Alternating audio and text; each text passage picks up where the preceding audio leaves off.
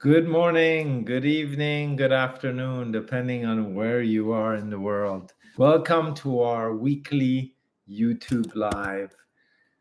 Can you obtain a green card before you arrive in the US? As an investor or professional entrepreneur, is that an option with Canada, obtaining a permanent residency before arrival? If your country of citizenship doesn't have an E1 or an E2 treaty arrangement with the US, which third country is the best path to obtain this treaty status for your ambitions to the US? In case you're not keen on risking 800,000 US dollars for a conditional green card under the EB5 program. Well, we'll compare the key programs today and why Canada can be a third country option towards your ambitions to the US, or maybe the final destination, or maybe it's just the US for you. It all depends. Who has the most realistic startup visa program between these countries, the entrepreneur programs between these two countries, and the intercompany transfers that are available between these two countries? We'll rate them all in this live stream on our YouTube channel, where you can expect exposed truth and nothing less, just like the rest of our videos. Quick introduction, folks. Who am I? I'm Reza from Ingway, Canada, licensed immigration practitioner, and our office specializes in helping businesses, people, and families move across various borders. Why are we posting this video, you may ask? Well, these are for the purpose of sharing our hands-on immigration knowledge with our worldwide audience, including but not exclusive to existing clients, potential new applicants, and immigration consultants and agencies, no matter where you are. If you're thinking about immigrating, we're here to help. Get a free email assessment for eligible applicants only by filling out the form just down below after the stream. This video has been posted. And of course, if you're an active immigration practitioner, we can assist you with outsourcing your back office operations, including assessments, processing, and pre and post landing support. And folks, yes, we will get to our YouTube channel comments and questions right after this. Remember, we are a global mobility solution provider, many more options than just Canada. And great news, we're going to be in Vietnam, Hong Kong, China, Los Angeles, San Francisco, and as well across Canada between March to end of May 2024. Reach out to us if you're a B2B partner or applicant investor in any of these regions. Our most recent approval was a third co-founder of an overseas startup visa group for their work permit, which they apply with their family. Interestingly, the first co-founder of the startup group was approved 6 to 7 months ago. The second co-founder was approved 4 months ago, and the last one was just processed and approved recently. There was only 3 co-founders, although we had applied for them all within a 30 to 45 day range in terms of a gap. They were approved at significantly different timelines. Another recent approval we received was for a Nova Scotia provincial nominee skilled immigration applicant, where they were based in overseas. It was an IT role. They had never visited Canada before. They applied for a work permit and PR at the same time after they received their Nova Scotia provincial nomination certificate. Remember, it's an employer-driven one, so they were hired. And funny enough, their PR was approved before their work permit, which is not very common, but it does happen, because when you apply for both at the same time, they were lucky enough that their PR was approved before.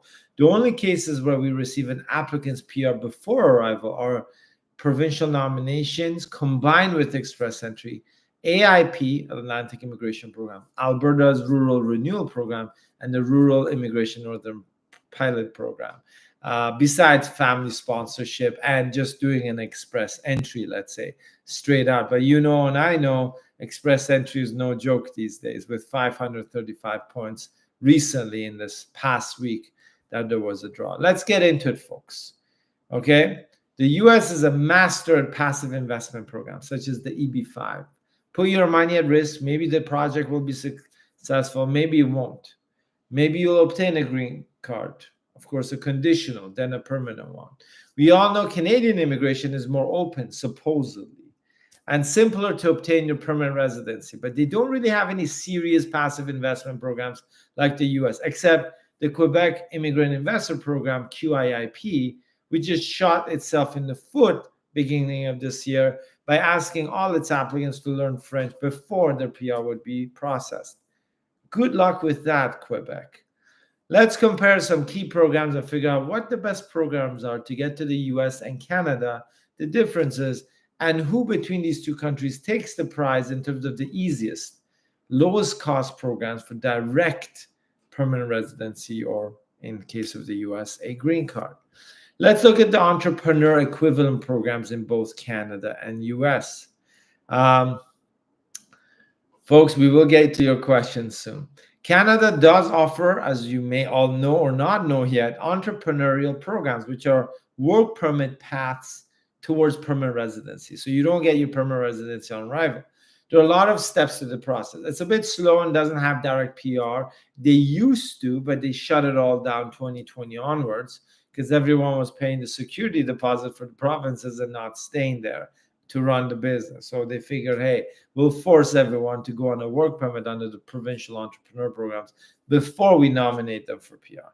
Now the entrepreneur provincial professionals have to apply for an expression of interest, net worth audit through a third-party CPA or CA firm, depending on where your assets are based, an interview, apply for your, submit your supporting documentations, sign a business performance agreement, receive a letter of support for your work permit, apply for your work permit, enter Canada, run the business for 6 to 20 months, depending on which provincial program, which province you apply for the entrepreneur program, and then be audited and then nominated for PR. So the entire process can take anywhere from 1.5 to 3 years, depending on which province you choose.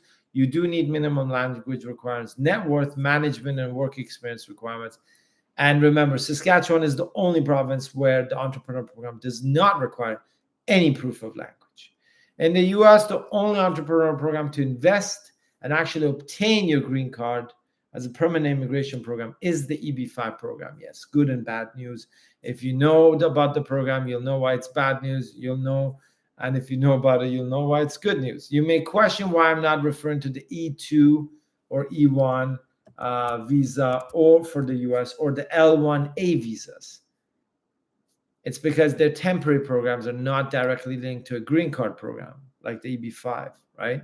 Unless you made a special petition, or there's a lot of complicated steps and there's no certainty. But the US EB5 program requires the creation of 10 jobs in the US on a commercial project. The funny point is that you can't even obtain a work permit to enter the US to start such a business to create those 10 jobs. So you got to do it remotely or with a partner, which is why 99.99999% of all applicants just select the EB5 projects through third-party entities to invest in, such as the regional centers.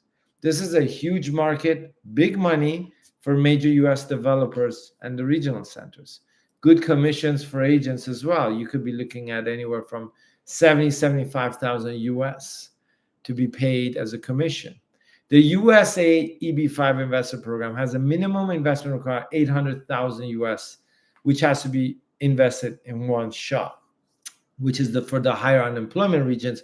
But in the other regions, it can go up to $1,050,000 US dollars.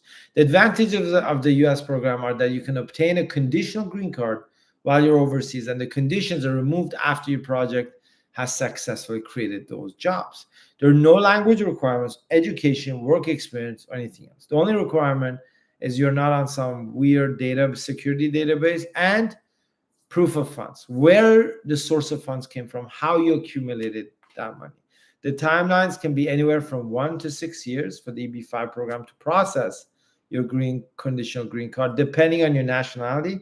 And if you're investing in a rural project for EB5 or in the more metropolitan centers, the rural projects have high risk. The metropolitan investment projects have low risk. There's always, nightmare stories about projects and people suing some of these project providers. But there's also success stories. It's one of the most successful programs out there. Intercompany transfer. Almost all Western countries have intercompany transfers, similar to the US and Canada. In the US, it's actually called the L1A Visa to set up a branch office or transfer existing employees between branch offices for corporations. In Canada, it's called the Intercompany Transfer Program, ICT, using the code 61, 62, or 63 for the same purposes of setting up a branch, office, subsidiary, moving staff between Canada and overseas branches. All the big boys use it, and you can also use it for a smaller setup. Significant benefit and investment is required for Canada. The main differences are that depending on your nationality, it is easier to get approved in the US than Canada. Canada, unless you're going through a rural region or have a real impressive business to start in Canada, has a higher refusal for smaller branches and businesses which want to set up here. And they don't have a clear path on how it's going to benefit Canada. In the US, the Intercompany Transfer L1A is not a permanent immigration program. In Canada, it's also not permanent. However, it's designed, if it's designed and properly planned, it can be combined with a provincial or federal program to convert to permanent residency. Also in Canada, it's possible to switch to other programs after you have entered the country on another specific immigration program. In the US, it's not as easy. Remember, folks, we're always posting about key details for global immigration programs for professionals, entrepreneurs, and investors. And that's why if that's what you're interested in, you can always subscribe to our YouTube channel for more deep dive videos. So which country is the cheapest to access for the E1, E2 treaty program with the US? As you may already know or may not know, the US E2, E1 visa allows professionals and entrepreneurs to come and start or run a business. It's a temporary immigration program and not permanent, as it does not lead to a direct green card. However, you have to be a citizen of an E2 or E1 treaty country with the US to be able to apply for the program. It's a very good program, high approval rates for applicants. To give you an idea, there's over 80 countries which qualify for the USA E2, E1 treaty to come in as professionals and investors to start or run a business. If you're not from one of these countries, and you don't want to go through EB5, the next best option, and you're thinking that the L1A visa, you won't be able to get through for whatever reason, the next best option is to apply for citizenship of a country which has E2 status, treaty status with the US, right? This could be like Grenada, a Caribbean island, through its citizenship investment program, or alternative Canada as an alternative. In Grenada, it costs around $200,000 US or more to obtain a permanent resident, to obtain a citizenship, right? But in Canada, it can cost around $100,000 US plus minus, depending on your program, to obtain a permanent residency with eventual citizenship. Keep in mind that Canada also has bilateral agreements with countries such as Europe, Mexico, US, Colombia, Chile, South Korea, and many more countries, Australia, and New Zealand, which is the equivalent of the E1, E2 treaty in the US, allowing easy access and approval without much effort for those nationals or residents of these listed countries to come and invest, set up a business, run a business, or do whatever. So between the US and Canada, which one has the most feasible startup visa residency program? Well, the US startup visa program requires probably 500,000 US or more investment, larger figures in terms of existing revenues, and a whole list of difficult criteria that needs to be approved. They're very picky on who they approve and who can apply. However, in Canada, the startup visa program has no education, work experience, minimum investment, or other requirements such as revenues, similar to the US. Your PR can be processed within 2 years, and it has an optional work permit. There are some challenges with the Canadian startup visa program if you don't know how to navigate it, as we don't recommend anyone without documented work experience and not enough funds to support themselves to apply for this program. However, it is much more flexible than the US program. It has a higher approval rate than the US. I always consider the Canadian program as a stepping stone to the more stringent US program. As well, with the Canadian startup visa program, you can have 1 to 5 co-founders applying together for their Canadian direct permanent residency from overseas. Even including siblings could be in your co-founders, friends, work colleagues, or anyone else who could be eligible and matches the business concept. The language requirement and the letter of support are the only real eligibility criteria that make a big difference between, let's say, the startup visa and US, or even the obstacles to overcome, because everyone knows that admissibility, medical, criminality, minimum settlement funds. But the difference is, well, in Canada, you do need that proof of language and a letter of support. And we all know that it's quite easy to get a letter of support these days. If you like immigration hacks, creative immigration solutions, or key analysis, and the exposed truth about immigration policies and updates, then you can click on the subscribe button for our YouTube channel. Or you're just looking for options, whether it's Europe, Asia, North or Central America, you're at the right place. I provided you today a high-level overview of the US-Canadian comparisons of their investment programs. Both countries have reasonable options for investors looking to immigrate or set up a business. However, Canada can be easier as a stepping stone in certain cases to move to the US. In some cases, if you have the available funds, $800,000 or more, and no language exam, then the US's EB5 investor program can be an ideal fit. And if you can't prove the source of funds and accumulation of funds for your 800,000 US for EB5, then you could consider Canada as a stepping stone before you go to the US. Because in Canada, startup visa program doesn't really have a net worth requirement, a huge investment, and they're much more relaxed about the proof of funds because you don't need to prove all your funds. That's the whole point. If you plan to apply for either the US's EB5, the Canadian Startup Visa, intra-company transfer, or the provincial entrepreneur streams, you can always reach out to us for a one-on-one consultation. And if you're thinking about immigrating permanently or temporarily, you're at the right place. We just don't offer immigration. We offer solutions. You guessed it. I can guarantee only one point. You'll know what to expect, the entire process clearly laid out for you, and all the risks identified, including costs.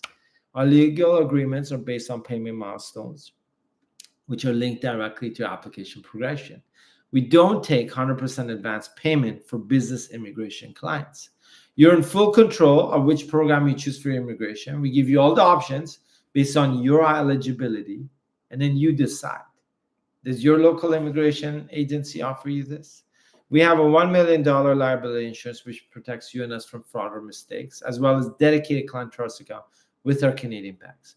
Our team speaks over 9 languages, and we help applicants from over 50 different countries during the immigration process. Click the link below this video and get a free assessment, email assessment for eligible applicants. And folks, if we don't give you a free email assessment, it means you're not eligible. And if you're ready to apply, want a one-on-one session with me or one of my immigration team members in any way, you can also book a session directly using the consultation link, which is included in the description of this video when it's posted after the live stream.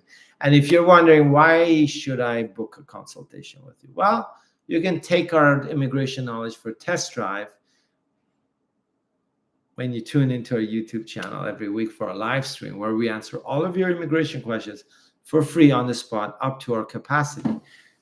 You can subscribe to our YouTube channel to be notified of the day of the week when we'll be actually streaming. So let's jump in. We're at the point where we're answering your questions and comments. We've got a whole bunch of people asking and commenting on our YouTube channel. So let's get in. Sahil Malik, hello. My 3 members of the Startup Visa program got their permanent file number in October 2023 with their biometric request, and the other 2 got their permanent file number in February with biometric request. What will be my PR timeline from now, and when is the medical request expected? Will medical and approval come together? No, medical and approval do not come together. Medical comes first. You will, within 2024, you will have a decision on your PR. So it could be in the next 4 months, 6 or 8 months. It depends on the officer, but it will definitely happen in the next. You will see correspondences. So in next, maybe March or April, you're going to see IRCC sending you request letters for updated information, for updated documents, asking you about your specific criteria, whether it's your business or anything else about your co-founders. So everyone will receive these letters. The letters are different, right? Depending on who's the CEO and all that. If there's a business Update request, usually it's sent maximum to 1 or 2 co-founders. Fahim Rafei. Yes, I hope. Refai. Yeah. I think I got your name right. Good morning from Langley, BC. Good morning, Fahime. We'll be in BC end of mid-May. So great. Pinky Manzano. Good morning from Toronto. Pinky, nice to connect with you. Thanks for joining us on our live stream today. Hi, Sahel Malik. When did you send your PR docs to IRCC before getting your permit file number? Yeah, you can't actually, Pinky, get a permanent file number if you don't submit a PR application under Startup Visa. Mohammed Camus, good morning. Good morning back. Mohammed, hi. If someone gets selected on Express to apply for PR, so I assume you mean Express Entry, and also got selected on AAIP, can AAIP be canceled? Yeah, you can have one. You can have one permanent residency application at a time. So if you get Express Entry, you can cancel your AIP and go with Express Entry. Remember, you have to declare that you've applied for a PR before through AIP and you've withdrawn, okay?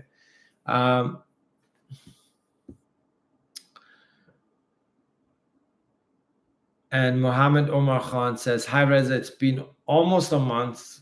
We founders of the startup group received a pre-arrival notice, and recently one of the founders received travel history request for his child who turned 18 a few days ago, and we updated it. Okay. How much longer do you think we need to wait till get the COPR? I think it'll be fast.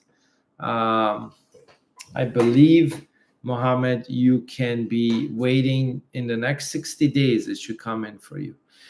Last year, I've had huge gaps between pre-arrival and confirmation. This year, it looks like it's going to be faster. So last year, I even saw 6-month gaps, 7 months. But I've also seen the beginning of this year, 1 month gaps.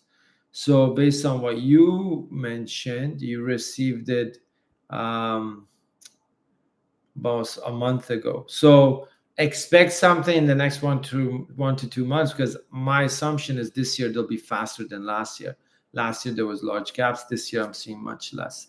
And you are a startup group from August 2022. So newsflash, everyone, if Mohammed's group gets a PR, let's say by April, May, worst case June, what does that mean? It's less than 2 years, okay? And everyone asks me, hey, Reza, why do you say 18 to 24 months for PR processing of startups who applied now, like in the last 1 year, 1.5 years, not during COVID?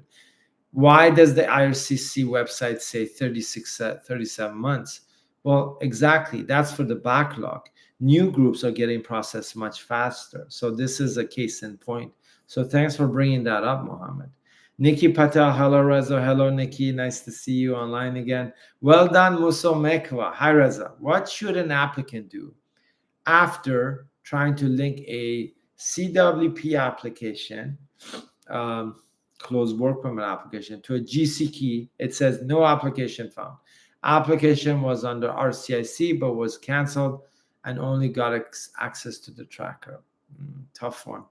Well done. It's a tough one. Trying to link a closed work permit to a GC key. Applicant was under an RCIC but was canceled and only got access to the tracker. It's a tough one. I've not come across that situation. Well done. So I won't be able to give you actually a good answer. That's why I'm not going to answer, because I'll be, not giving you clear ideas. I can always check with my office if you've come across this case, but unfortunately can't help you. Nalin Tushara. Hi Reza, what's the progress of New Brunswick's backlog handling of expression of interest, which was submitted last December 2023? So Nalin, there's a lot of provinces who are experiencing backlogs. New Brunswick, Alberta, and Manitoba, huge. And some of them have paused, like Alberta, and same with New Brunswick. Right now, no clarity. In Alberta, for example, we'll have clarity in March, but I believe they need another 60 days at least. So end of March, sometime in April, you may see some progress in terms of updates on this backlog. of these provinces. There's just been too many applications. They can't handle it. Pinky, hello again, Reza. I'm a temporary resident on a work permit under the startup visa program. I filed for renewal of a work permit in December, recently refused by the RCC. According to RCC, my application cannot be approved as requested as per section R203, and I do not possess a valid labor market impact assessment. Oh my God. Yeah, those refusals. I don't recall any LMI requirement. Can you share more about this? Hi, Pinky. Yeah, this is a typical refusal. Basically, they're saying that you don't meet the LMI exemption requirements of a startup visa. But I would say that if you had submitted your progress on the startup business and it was a good application, you can always ask for reconsideration on why you meet the LMI exempt conditions. And remember, do a reconsideration and then also look at restoration. That gives you another option. Okay.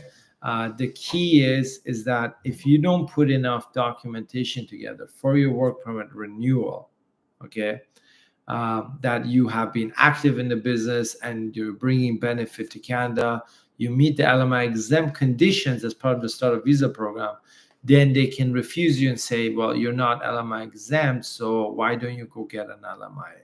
Possible to get an LMI, but as a brand new startup, it may be challenging. Rosita says, hello, Reza June. Hello back, Rosita. Happy shopping today. Nikki Patas. Oh, Safa. Good morning, Reza from Dubai. Hey, Safa. How are you? Good to see you. Nikki Patel. After the medical examination letter received, is there any chances that RCC employees will call and inquire about your project? I haven't seen it, Nikki. So I'm assuming they already requested all the updates, like back and forth, all the letters, and then it's the medical, right? Then I highly doubt you'll get a call after that. But if the letters back and forth have not come in or they're halfway through, you could get the calls. Fahime Refai, very good pronunciation. I will meet you sure in Vancouver. Yeah, Fahime, I'll be there exploring the rural opportunities and around the greater Vancouver region. Pinky Manzano. Yeah, Pinky, yeah, unfortunately, that's what I would do. It's a tough one. There's a lot of people who get refused on startup visa work permit renewals because what happens is the agents don't clarify to the applicants that you have to actually be doing something here. You have to actually be working on the business with significant tangible documentation and proof to be able to get the IRCC to approve your work permit renewal inside Canada under startup visa program. So since 2022 onwards, we've seen a huge rise of startup visa, second half 2022 onwards, a huge rise of startup visa work permit renewal refusals inside Canada. Rohit Chopra, our SUV group has received medical requirements just now.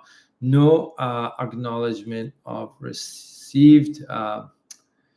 What is the implication of this? How long before the final PR decision, or what would be the intermediate progress? So, Rohit, there has to be some correspondence back and forth between your group and the RCC officers to update information. So I'm talking about besides medicals, update about the business, the incorporation, the progress, things like that, right?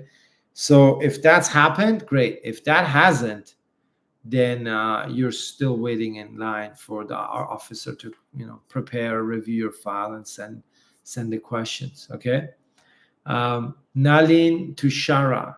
Hello, as per your opinion, what is the province recommended for SUV?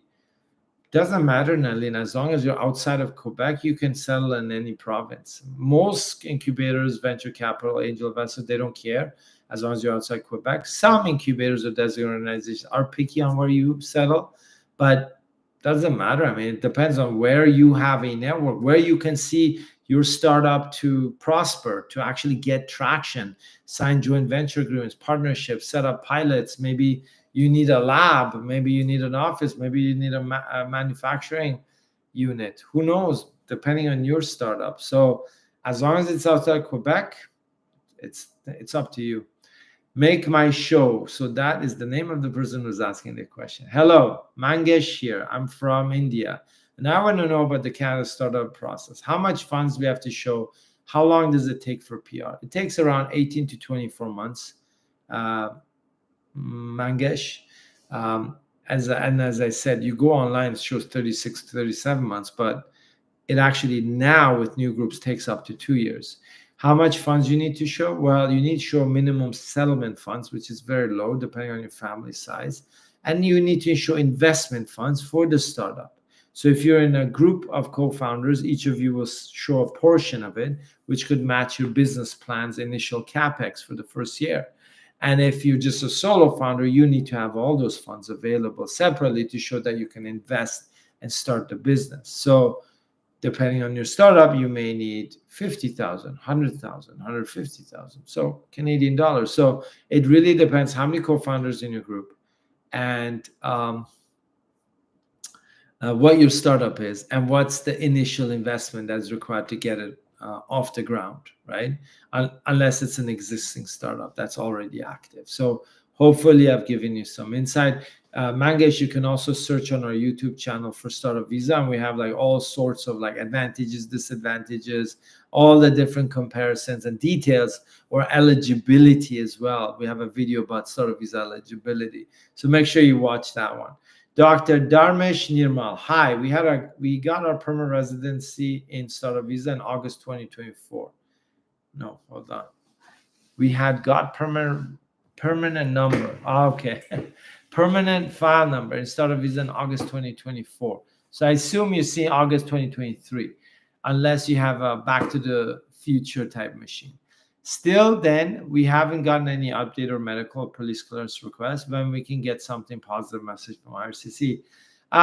Like I said, last year, I've seen 6 to 8 month gaps, Dr. Dharmesh. So don't be surprised that nothing happens till March, like end of March or April. So that is quite normal with some of the older groups. Especially, it would be interesting on when you applied for the original PR application. When was the first time you applied? Make my show, which is Mangesh. It is mandatory to do I expect a work permit under SUV? No, Mangesh, you do not need a work permit. It is optional. If you're an essential member on the letter of support, you can apply for a work permit, but you don't have to. So you inform your incubator.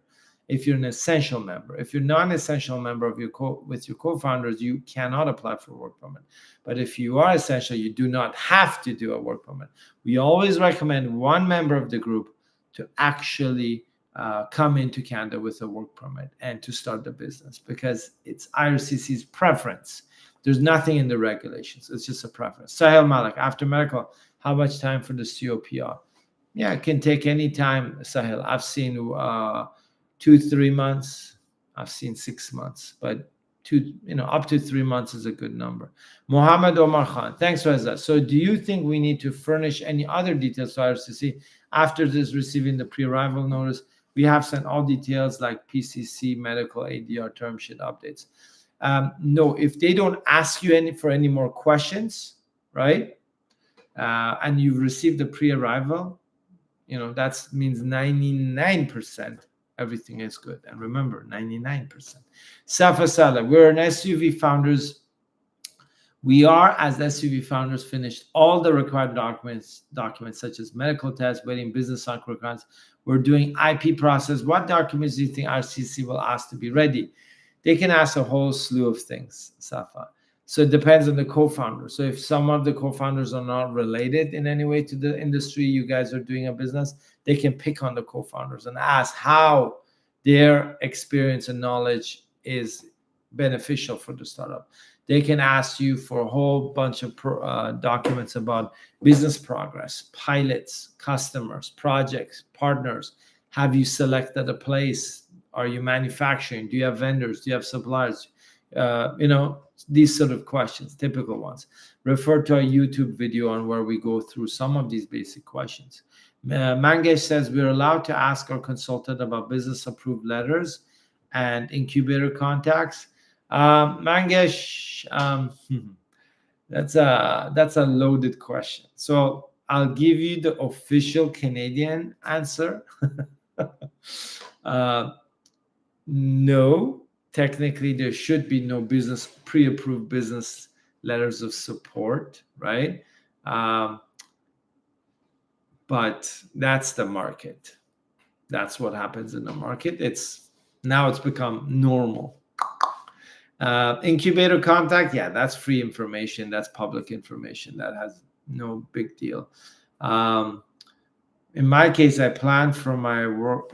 I don't know. There's a block here for my wife to be the primary applicant for an SUV. As long as she's eligible and she meets the criteria and it matches the business concept, she has good work experience, documents, education, language ability, and you both combined have joint funds, like in a joint account, or she has it, then it should be okay. I don't know much about your startup group or your consultant, but I'm basically just answering the questions based on face value here. Sahil Malik, 2023 PR process is faster than 2022. So can I expect 15 months timeline for 2022 PR timeline for SUV groups? I don't know, Sahil, about 15 months. I'm talking about 18 to 24 months. Okay. So you should budget up to 24 months. 15 months, maybe. I've had groups that have received their PRs within 14, 15 months, but 1 out of 10, 2 out of 10, not all the groups. So please budget or plan for 24 months. Nalin Tushar, hi Reza, what's the convenient and most fastest province to get a startup visa? It's not, Nalin, it's a federal program. It has nothing to do with the province. So, you apply, you get a letter of support from a designated organization. The province is not involved in any way. Okay. So it doesn't matter as long as you're outside of the province of Quebec. Folks, great meeting everyone today. Thank you for joining our live. We're here every week. Sometimes the days may change. So please, if you want to come in the next live session, do subscribe to our YouTube channel. We are answering questions. Thank you so much, Nikki. Yeah, thanks, Nikki. We are answering questions every week live, as long as I'm not on some airplane going around the world. But we're going to be traveling in March and April and May, and probably early June. So if you're in one of those cities that we're visiting, make sure you're ready. Remember, folks, do your research, plan, prepare. Okay, don't apply just for the sake of applying. And when you're working with for a startup visa or an entrepreneur program, for any program, please ask your agent or consultant to give you the phone number of at least 10 people that they've converted to PR, okay, under that program. Because if you don't, you're not doing yourself a favor, okay? Doesn't matter how well somebody speaks or what they do. If you are not working with somebody who has converted 10 to 20 people to a PR, at least in that program, you're just risking unnecessary risk. Great work. Keep it up, Dr. Damish. Thank you. Pinky Banzanzo, thanks for the feedback, Reza. Noting the SUV progress documentation. In your experience, what is the average processing time for restoration of a work permit? I've seen, it's interesting. I've seen restorations that were refused within 2 days, and sometimes it took 3 months. So you have to maybe do the reconsideration first and then do a restoration before the 90 days is up and be ready for anything, right? The key is, did you provide documents of what you've done with your startup and how it's beneficial for Canada in order to be eligible for the LMI exempt category, which is the category for the startup visa work permit. I don't want to get it too technical, but that's what it is. Make my show, Mangesh. I have the final question in this section. Okay, Mangesh, post your final question. We'll answer it and then we'll take off. Rohit Chopra, thanks, Reza, no problem. How successful a story we have under the SUV? Hold on. So Mangesh, tell me, what do you mean? How successful a story we have under the startup visa program? What do you mean? Like, whose story? Is it your story, your wife's startup? I don't know what they're planning to do. Who's your incubator? What are you guys planning to invest? Yeah, startup visa right now we're seeing 75% approval rate on the general ones, like as a whole. It used to be 65, but now with the target, as I've said many times, they're trying to process more and more PRs. If you work with people who know what they're doing, your approval rate can go up to 90%, 85, 90%. And Mangesh, see how it is. Again, if you have people who you want to apply with startup visa, we'd be happy to help. We can take care of the entire process. We have a database of IRCC officer questions, over 80 to 100. We have a database of startup visa IRCC officer numbers that we can cross-reference to see how difficult it is. Yeah. And we have a list of phone call questions that IRCC may call and ask your co-founders at any time during the application process. And of course, we'll help you guide through the whole 2-year process with all sorts of immigration matters. And remember, you need to be submitting progress reports to your incubator and IRCC on a regular basis. So if you're not doing all this, good luck to you. Okay, folks, we're out. Sometimes when you know too much, it can become dangerous. I think that's where I'm getting at this point. We'll be back next week. Thanks for joining us, folks. And if you're watching this later on, like a recording, you're like, who is he talking to? Is this guy crazy? Is he on some heavy dose medication? No. It's all of our YouTube live members and subscribers who are connecting today on our live stream to answer questions. Appreciate this, Reza. Have a great weekend. Thank you, Pinky. Good luck. And you're not the only one who's been refused for startup visa work permit renewal. It's tough because people don't think about the renewal till later, and it's too late because if they haven't done enough progress and traction. So it's very important. I'm thinking of making a video about it because it's more and more. Okay, folks, thank you so much. Taking off. Have a wonderful weekend. It's quite cold here in Toronto, but tomorrow it's going to be great. Cheers. Bye-bye now.